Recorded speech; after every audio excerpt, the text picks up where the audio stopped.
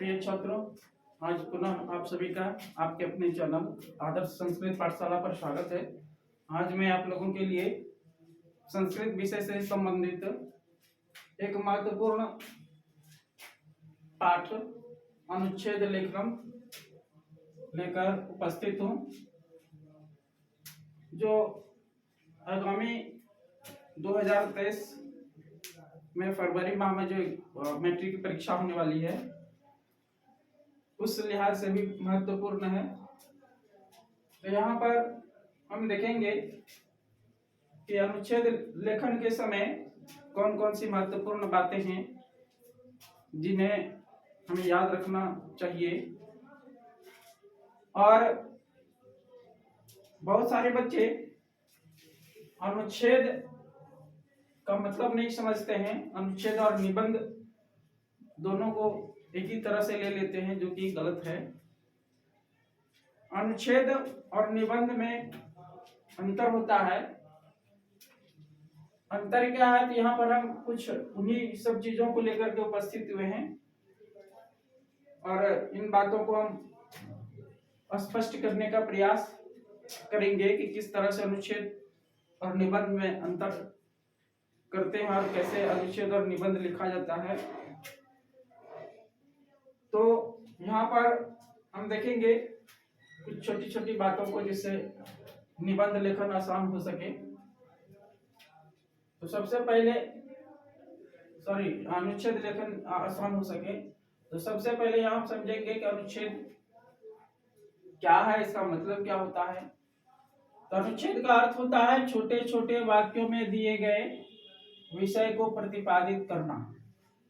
अनुच्छेद का मतलब होता है कि जो भी विषय आपको दिया गया है प्रश्न पत्र में, जिस विषय पर अनुच्छेद लेखन के लिए कहा जा रहा है, तो उसी विषय को संक्षिप्त में व्यक्त कर देना, संक्षिप्त में स्पष्ट कर देना, वह अनुच्छेद लेखन कहलाता है।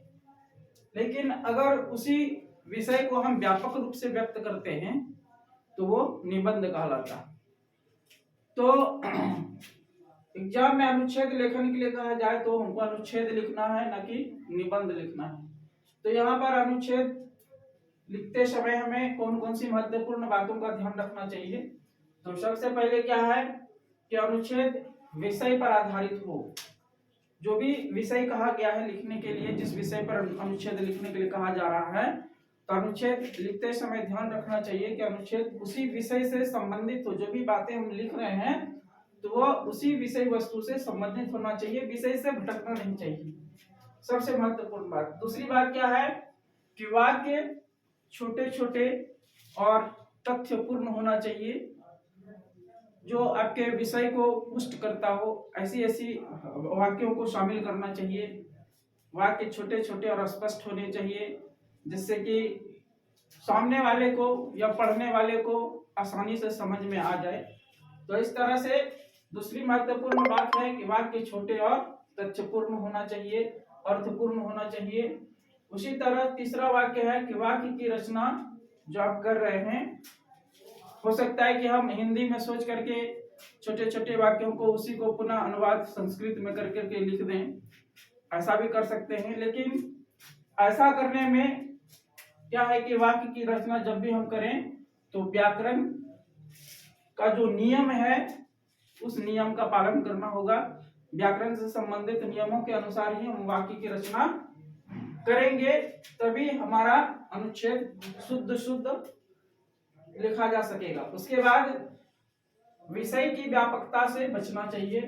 इसका मतलब हुआ कि बहुत ज्यादा लंबा चौड़ा नहीं लिखना चाहिए, निबंध की तरह नहीं लिखना चाहिए। अनुच्छेद को संक्षिप्त में व्यक्त करना चाहिए ताकि ज्यादा अशुद्धि होने से हम बच सकें। अगर बहुत ज्यादा व्यापकता में हम चले जाएंगे उस विषय को लेकर के, तो अशुद्धियां होने की संभावना बढ़ जाती है।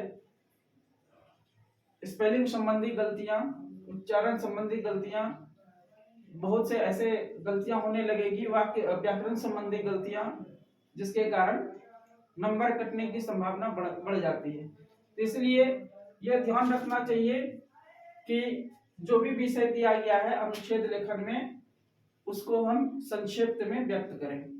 इसके बाद जो एक और महत्वपूर्ण बात है कि निबंध और अनुच्छेद में अंतर समझना चाहिए। निबंध को हम जो भी विषय दिया गया है निबंध लिखते समय उसको व्यापक रूप में लिख देते हैं और अनुच्छेद लिखते समय हमको ध्यान रखना चाहिए कि विषय वस्तु को स्पष्ट में संक्षेप में स्पष्ट रूप से रखना चाहिए।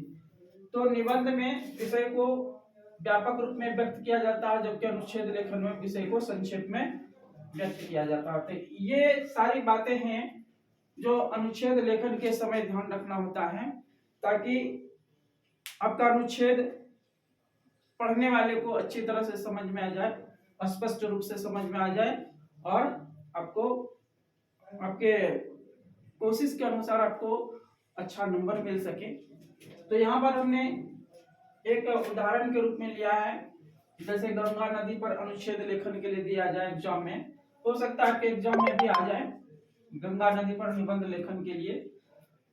तो यहाँ पर देखिए छोटे छोटे वाक्यों के माध्यम से ये वाक्य हम अपने से भी लिख सकते हैं। अगर शब्द का ज्ञान है, संस्कृत के ये व्याकरण का ज्ञान है तो ये छोटे छोटे वाक्यों की रचना करना बहुत आसान है और इस तरह से हम अपने विषय वस्तु की शुरुआत और उसके महत्व को समाप्त करते हुए 6 या 7 वाक्यों में इसकी रचना कर सकते हैं और अनुच्छेद लेखन में 6-7 वाक्य ही लिखने के लिए दिया जाता है। तो यहाँ पर जैसे गंगा नदी पर है तो सबसे पहले गंगा नदी पर अगर निबंध लिखेंगे तो क्या लिखें, पहले नदीषु गंगा शुचितमा। शुचितमा का मतलब होता है सबसे पवित्र।